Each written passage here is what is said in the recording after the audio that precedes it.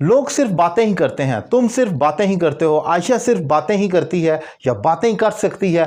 तो ऐसा शख्स जो करता कुछ नहीं है, एक्शन से सिर्फ मुंह से बोल ही सकता है, बातें ही कर सकता है। हम एक फ्रेज बोल देंगे जस्ट ऑल टॉक, जिसका मतलब है बस बातें करना, प्रैक्टिकली कुछ ना करना, सिर्फ बातें करना, तो उसे जस्ट ऑल टॉक का एक फ्रेज कहा जाता है। किस तरीके से इस्तेमाल होगा जरा देखेंगे।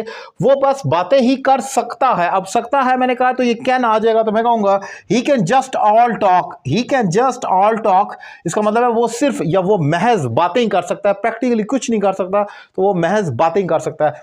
अगर मैं कहता हूं लोग सिर्फ बातें ही करते हैं, अब प्रेजेंट सिंपल में ले गया हूं प्रेजेंट इंडेफिनिट में, तो उसी तरीके से लिखूंगा। मैं लिखूंगा the people just all talk.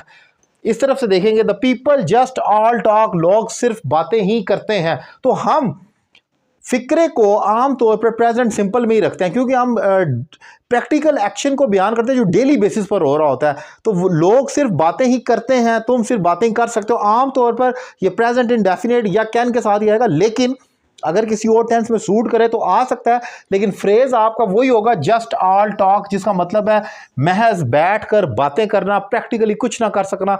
तो वहां पर आप हमेशा यही कहेंगे you can just all talk, तुम सिर्फ बातें कर सकते हो, practically you can do nothing, तुम कुछ नहीं कर सकते।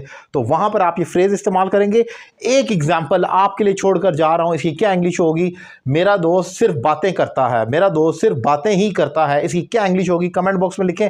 और अगर आप इंग्लिश सीखना चाह रहे हैं और आप किसी अकेडमी में नहीं जा सकते, टाइम की कमी है या कोई भी वजह है, तो आपको परेशान होने की जरूरत नहीं। आप घर बैठकर ऑनलाइन इंग्लिश लैंग्वेज कोर्स मुझसे कर सकते हैं, एक रीजनेबल फी पे कर 1-on-1 क्लास ले सकते हैं।